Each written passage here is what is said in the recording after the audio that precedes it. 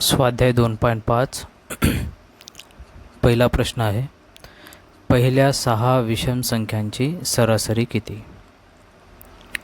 इथं नवीन शब्द आलेला आहे सरासरी. आता सरासरी म्हणजे काय? दिलेल्या संख्यांची सरासरी. दिलेल्या संख्यांची सरासरी म्हणजे काय? दिलेल्या संख्यांची बेरीज, दिलेल्या संख्यांची बेरीज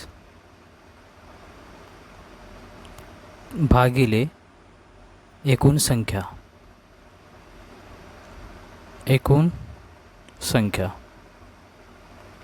तर हे सूत्र तुम्हाला लक्षात ठेवायचं आहे. दिलेल्या संख्यांची सरासरी बरोबर दिलेल्या संख्यांची बेरीज छेद एकूण संख्या. आता इथे काय म्हटलेलं आहे? पहिल्या 6 विषम संख्यांची सरासरी किती? मग कोणत्याही संख्यांची सरासरी काढायचं असेल तर पहिल्यांदा आपल्याला त्या संख्या लिहून घ्यायचं आहे. इथं कोणत्या संख्या म्हटलेल्या आहेत? पहिल्या 6 विषम संख्या. तर लिहून घेऊया. पहिल्या 6 विषम संख्या. मग पहिल्या 6 विषम संख्या कोणत्या आहेत? पहिली विषम संख्या 1, दुसरी 3, नंतर 5, हे 3 झाले, नंतर 7, नंतर 9, नंतर 11. अशा प्रकारे हे पहिल्या 6 विषम संख्या आहेत. यांची सरासरी काढायचं आहे. मग यांची सरासरी काढायचं असेल तर यांची बेरीज करायचं आहे आणि भागिले 6 करायचं आहे. म्हणून दिलेल्या संख्यांची सरासरी बरोबर दिलेल्या संख्यांची बेरीज 1 + 3 + 5 + 7 + 9 + 11 ही झालं दिलेल्या संख्यांची बेरीज भागिले एकूण संख्या. एकूण संख्या म्हणजे किती संख्या आहेत? 6 म्हटलेलं आहे ना. ह्या 6 संख्या आहेत म्हणून 6. हे झालं आपल्याला सरासरी. मग बेरीज किती येते? 3 आणि 1 4, 4 आणि 5 9, 9 आणि 7 16, 16 आणि 9 25, 25 आणि 11 36, 36. 36 / 6. सो इथं 6ने डिवाइड होतो दोघांना. 6 1 = 6, 6 6 = 36, 6 6 36. मग आन्सर आलेलं आहे 6/1. म्हणजेच छेदामध्ये काही ना म्हणजे 1 असतो. छेदामधलं 1 लिहिणं येईल तरी चालते. सो 6/1 म्हणजेच 6. अशा प्रकारे या 6 विषम संख्यांची सरासरी आलेली आहे 6. Option B. Second question. रहीमला दिनेशपेक्षा 10 गुण अधिक मिळाले. रहीमला दिनेशपेक्षा 10 गुण अधिक मिळाले. जॉर्जला रहीमपेक्षा 25 गुण कमी मिळाले. तिघांच्या गुणांची बेरीज 235 आहे. जॉर्जला किती गुण मिळाले? इथे पहा, रहीमला दिनेशपेक्षा 10 गुण अधिक मिळाले. इथं दिनेशपेक्षा म्हटलेलं आहे. त्यासाठी आपल्याला दिनेशचे वय x गुण मानायचे. मग इथं मानूया दिनेशचे गुण. दिनेशचे गुण किती मानूया? x मानूया. ओके. दिनेशपेक्षा म्हटले ना, त्यासाठी दिनेशचे गुण x मानूया. आता रहीमला किती आहेत? दिनेशपेक्षा 10 गुण अधिक आहेत, म्हणजे 10 गुण जास्त आहेत. म्हणून रहीमचे गुण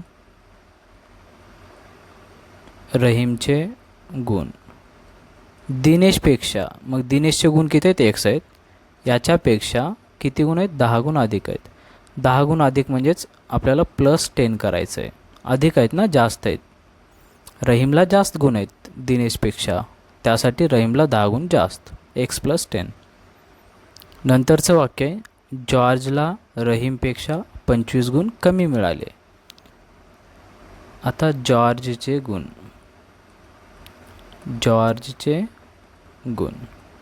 आता जॉर्जचे गुण किती आहेत? रहीमपेक्षा 25 गुण कमी मिळाले.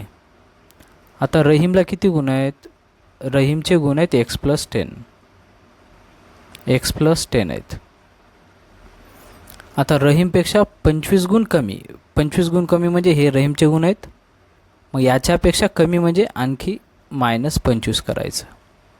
ओके, तर हे +10 आणि -25, एक्सला एक्स राहू द्या. +10 आणि -25 म्हणजेच हे प्लस आहे आणि हे मायनस आहे.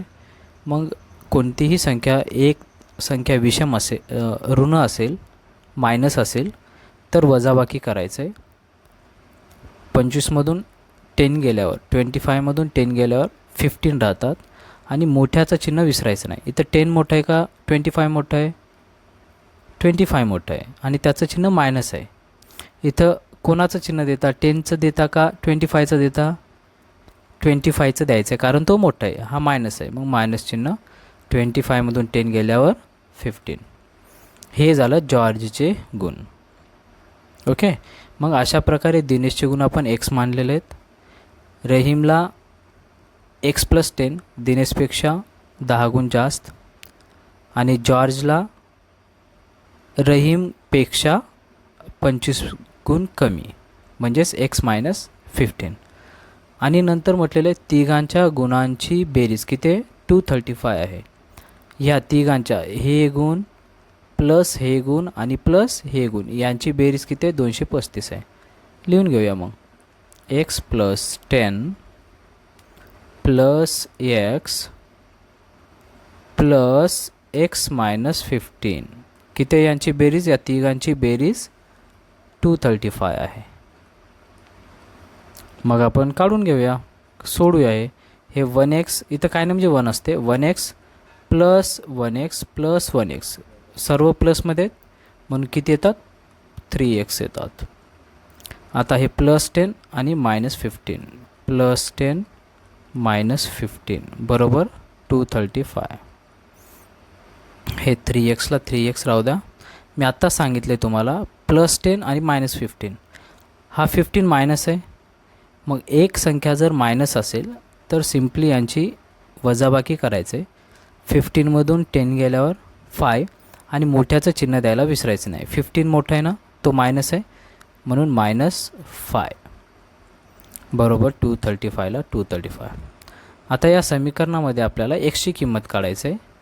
मग एक्सची किंमत काढायचं असेल तर एक्सच्या साईडला, ओके, हे बरोबर म्हणजे बरोबर चिन्हाची ही डावी बाजू आहे आणि हे उजवी बाजू आहे. मग एक्सच्या बाजूला जे कोणी संख्यात एकेकाला पाठवायचं, इथं उजवीकडे पाठवून द्यायचं. लास्टला एक्सच ठेवायचं आहे. मग आता आपण मग 3ला पाठवूया का -5ला पाठवूया? -5ला पाठवूया. हा -5 इकडं आल्यावर +5 होतो. मग हे 3xला 3x राहील इकडे, हे 235ला 235, -5 इकडे आल्यावर +5. आता यांचं काय दिसायला आपल्याला? बेरीज दिसायला. करून घेऊया. 235 + 5 240, हे 3xला 3x. आता कोणाला आणूया इकडं? या 3ला आणूया. ओके, भागाकारात आणूया. आता मायनसमध्ये येत नाही. हा 3x म्हणजेच 3 × x, गुणाकारात आहे 3 इथं. मग इकडं आल्यावर भागाकारात म्हणजेच छेदात. आता xला x 240 / 3. आता 3ने भाग जातो अंशाने छेदाला. हा 1 नंबरला आहे 3 × 3, हा 8 नंबरला आहे 3 × 8 = 24, 3 × 8 = 24, हे 0ला 0. म्हणजेच आपल्याला एक्सची किंमत आलेली आहे 80/1. 80/1 छेदामधलं 1 लिहिणं गेलं तरी चालते. म्हणजेच एक्सची किंमत आली आहे 80. मग एक्स काय आहे? एक्स आहेत दिनेशचे गुण, बरोबर आहे ना. एक्स आहेत दिनेशचे गुण म्हणजेच दिनेशला 80 गुण मिळालेले आहेत, 80 गुण. नंतर रहीमचे गुण किती? x+10, x 80, हो की नाही. 80 + 10 म्हणजेच रहीमचे गुण आहेत 90 गुण मिळालेले आहेत. नंतर जॉर्जचे गुण आहेत x-15. x-15 म्हणजेच x 80 आहेत, 80 - 15 म्हणजेच जॉर्जला 65 गुण आहेत, हो की नाही. 80मधून 15 गेल्यावर 65 उरतात, 65. अशा प्रकारे जॉर्जचे गुण 65 आहेत. आणि आपल्याला विचारलेले आहेत जॉर्जला किती गुण मिळाले. मग जॉर्जला किती गुण मिळाले? 65 गुण मिळाले. ऑप्शन बी.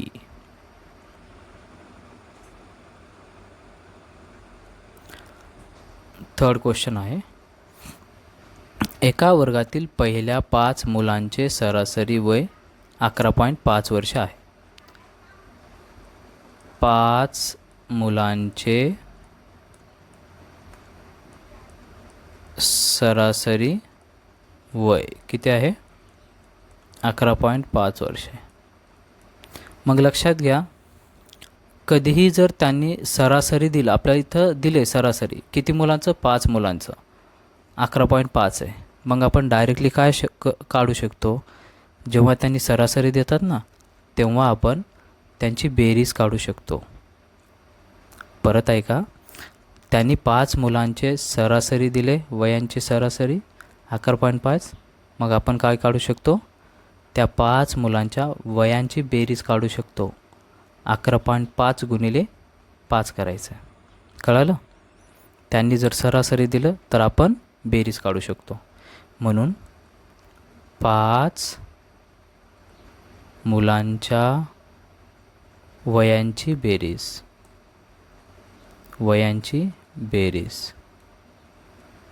कसं काढायचं? दिलेले सरासरी गुणिले हे किती मुलांची सरासरी आहे? 5. मग गुणिले 5 करायचं. आपल्याला मिळून जाईल 5 मुलांच्या वयांची बेरीज.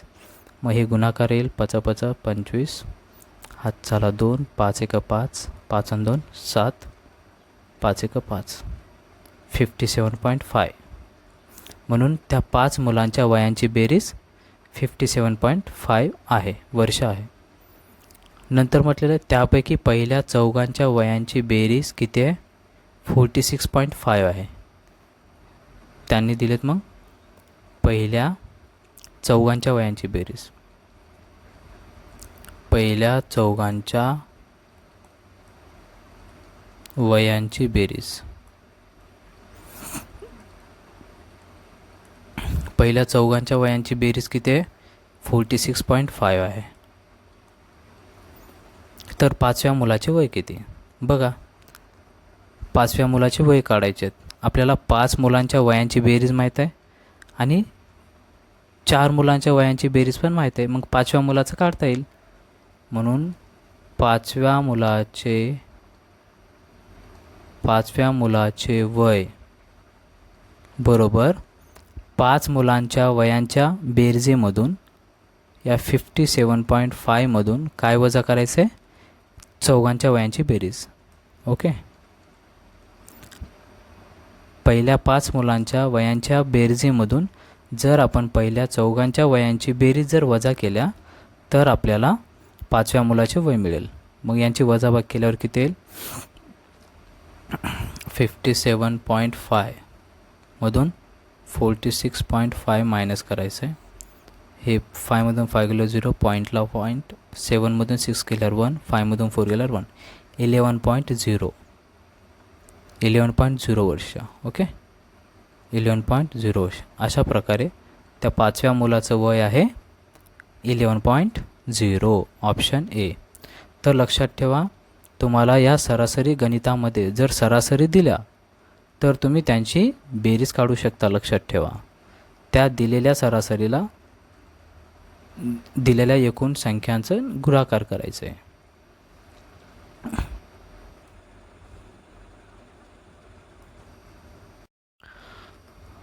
चौथा प्रश्न आहे, 3 संख्यांची सरासरी 12 आहे. 3 संख्यांची सरासरी किती आहे? 12 आहे. मग लक्षात ठेवा, सरासरी हे शब्द ऐकलं की आपण काय काढू शकतो?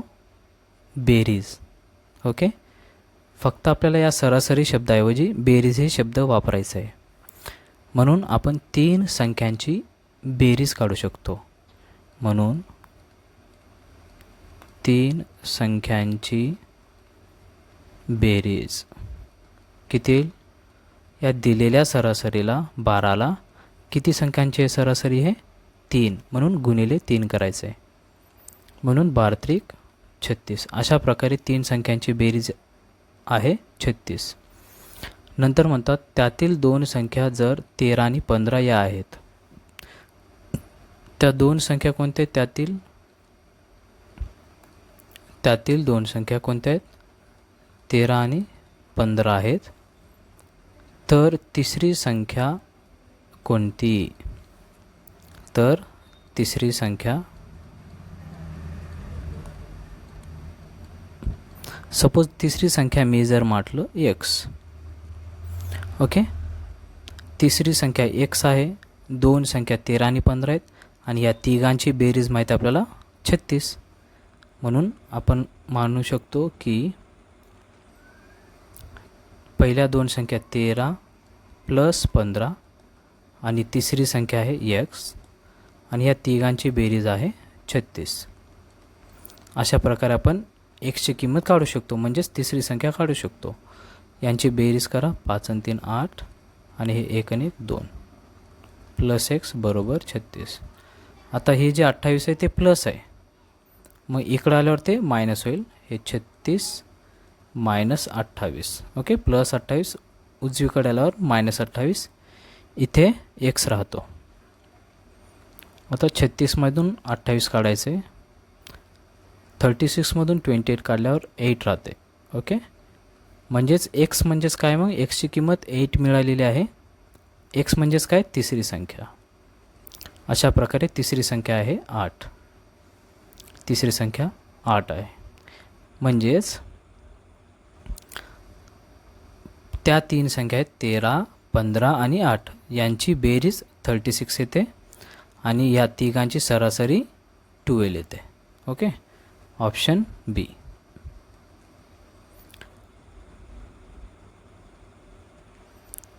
पाचवा प्रश्न आहे, एक सायकलस्वार 4.5 तासांत 45 किलोमीटर अंतर जातो. 4.5 तासात म्हणजे हे वेळ आहे. वेळ किती आहे? 4.5 तास. 4.5 तास म्हणजेच 4.5, 4 वर अर्धा, 4.5 तास म्हणजेच 4.5 तास वेळ. किती अंतर जातो? 45 किलोमीटर अंतर जात असेल. किमी म्हणजे किलोमीटर, अंतर जातो. आता हे दिलेलं 45 किलोमीटर काय आहे? अंतर आहे. अंतर किती दिले? 45 किलोमीटर.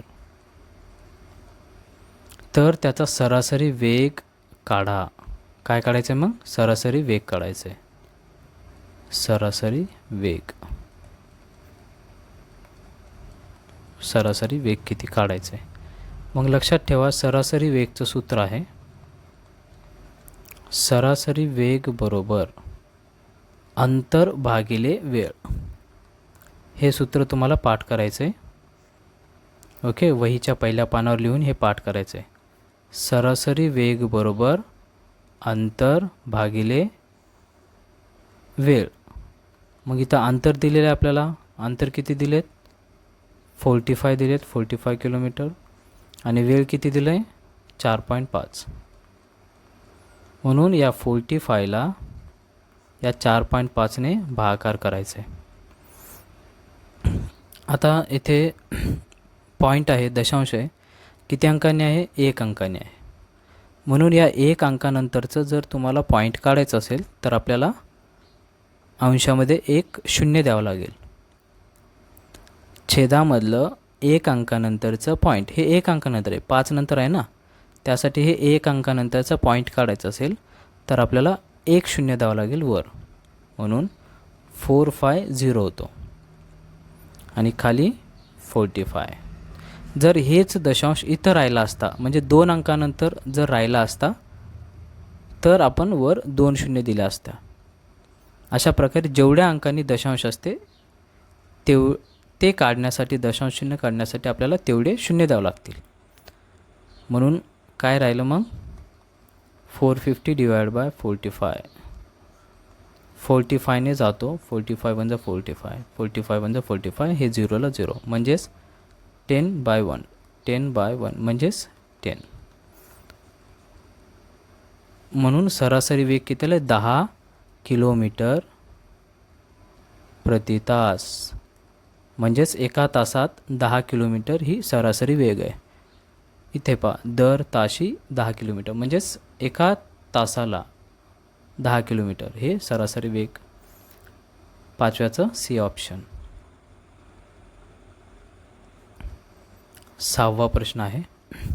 6 संख्यांची सरासरी 15.5 आहे. 6 संख्यांची सरासरी किती आहे? 15.5 आहे. परत लक्षात घ्या, इथे सरासरी दिलेला आहे म्हणून आपण काय काढू शकतो? 6 संख्यांची बेरीज. सरासरी शब्दाऐवजी फक्त आपल्याला बेरीज हे शब्द वापरायचे आहे. म्हणून 6 संख्यांची बेरीज किती आले? बरोबर. या दिलेल्या सरासरीला 15.5ला कितीने गुणाकार करायचे? 6ने. मग करूया गुणाकार. 6 पंचे 30, हातचा 3, 6 पंचे 30, 30 आणि 3 33, हातचा 3, 6 1 6, 6 आणि 3 9. 1 अंकानं दशांश, 1 अंकानं दशांश. 93.0 म्हणजेच 93. म्हणून त्या 6 संख्यांची बेरीज आलेली आहे 93. नंतर म्हणतात पहिल्या 5 संख्यांची बेरीज 75 आहे. पहिल्या 5 संख्यांची बेरीज. पहिल्या 5 संख्यांची बेरीज किती आहे? 75, 75 आहे. तर 6वी संख्या कोणती? 6वी संख्या काढायची आहे. मग सिंपल आहे. 6व्या संख्येसाठी 6वी संख्या काढण्यासाठी या 6 संख्येच्या बेरजेतून 5 संख्यांची बेरीज वजा करायचे, आपल्याला 6वी संख्या मिळून जाते. परत सांगतो, 6वी संख्या काढण्यासाठी 6 संख्यांच्या बेरजेतून 93 मधून 5 संख्यांची बेरीज मायनस करा. अशा प्रकारे 93 मधून आपल्याला 75 काढायचं आहे. इथं 8 राहील, इथं 8 मधून 1 गेलं, 7 मधून 8 मधून 7 गेल्यावर 1 राहील, 18.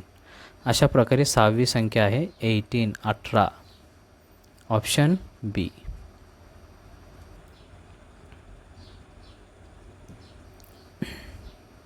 7वा प्रश्न आहे. एका क्रिकेट खेळाडूच्या 24 इनिंगच्या धावांची सरासरी 28 आहे. 24 इनिंग्सच्या धावांची सरासरी किती आहे? 28 आहे. परत बघा, सरासरी दिलं आहे म्हणून आपण काय काढू शकतो? 24 इनिंग्सच्या धावांची बेरीज. 24 इनिंग्सच्या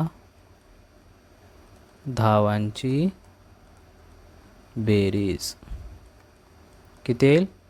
दिलेल्या सरासरीला किती इनिंग्स आहे? 24. मग गुणिले 24 करायचे. आता 24चा पाढा येत असेल तुम्हाला, 28 गुणिले 24. जरी येत नसेल तर 24चा पाढा येऊ शकते तुम्हाला. 24 पंचे 120, 24 1 144, 24 7 168, 24 8 192. हातचाला 19. मग 24 दोन्ही 48, 48 आणि 19. सपोज 48 आणि 20 68, एक कमी करा 67. अशा प्रकारे 28 आणि 24चा गुणाकार 672. म्हणजेच 24 इनिंग्सच्या धावांची बेरीज किती आहे? 672 आहे.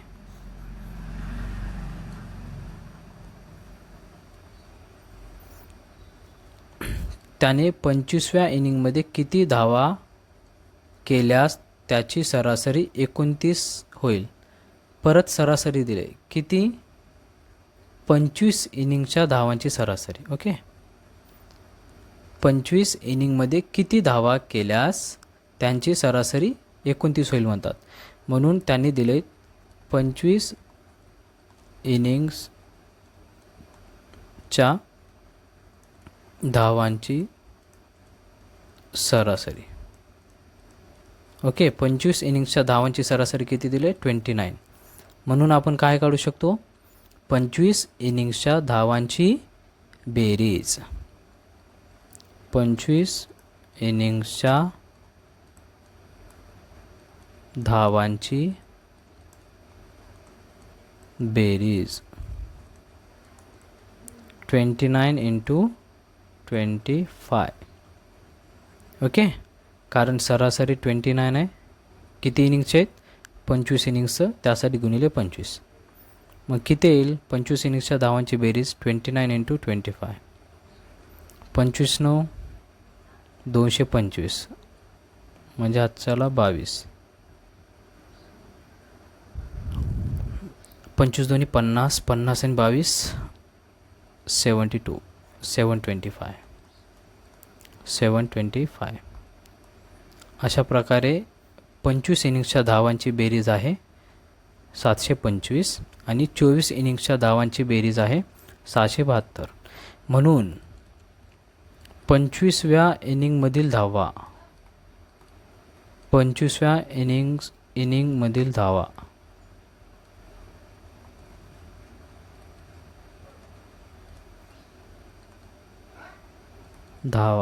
बरोबर या 25 इनिंग्सच्या धावांच्या बेरीजेतून या 24 इनिंग्सच्या धावांची बेरीज मायनस करायचं आहे 672.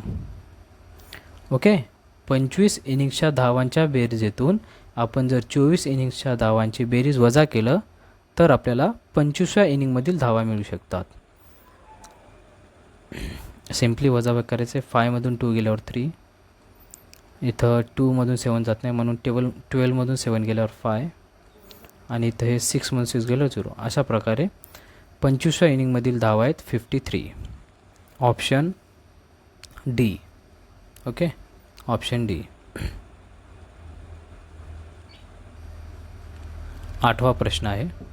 एका पेटीत 36 गोळ्या अशा 128 पेट्या बांधलेल्या आहेत.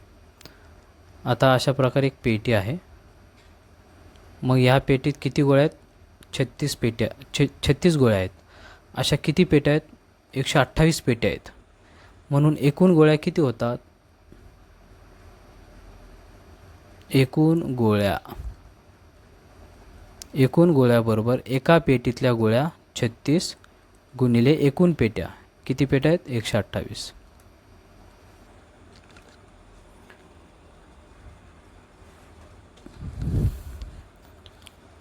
अशा प्रकारे एवढ्या गोळ्या होतील.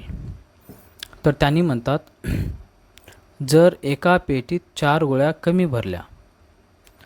आता एका पेटीत किती गोळ्या भरायला आहेत? एका पेटीतल्या गोळ्या एका पेटीतल्या गोळ्या किती? 4 गोळ्या कमी भरल्या. 4 म्हणजे अगोदर 36 भरत होत्या, आता 4 कमी भरल्या म्हणजे आता 32 भरत आहेत. एका पेटीत 32 भरत आहेत आणि एकूण गोळ्या एवढ्या आहेत. तर तितक्याच गोळ्या भरायला लागणाऱ्या पेट्या असतील. मग एवढ्याच गोळ्या भरायला किती पेट्या लागतील? म्हणून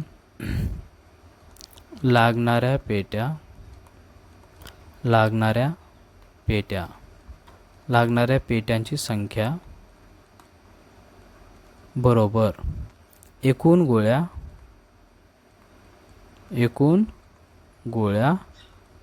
भागिले एका पेटीतल्या गोळ्या. एका पेटीतल्या गोळ्या. अशा प्रकारे आपल्याला पेट्यांची संख्या मिळते. एकूण गोळ्या किती आहेत?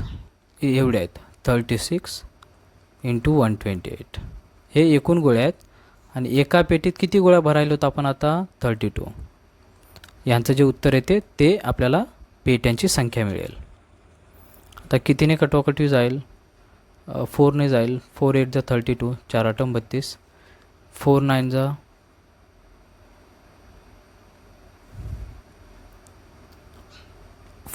जा 36.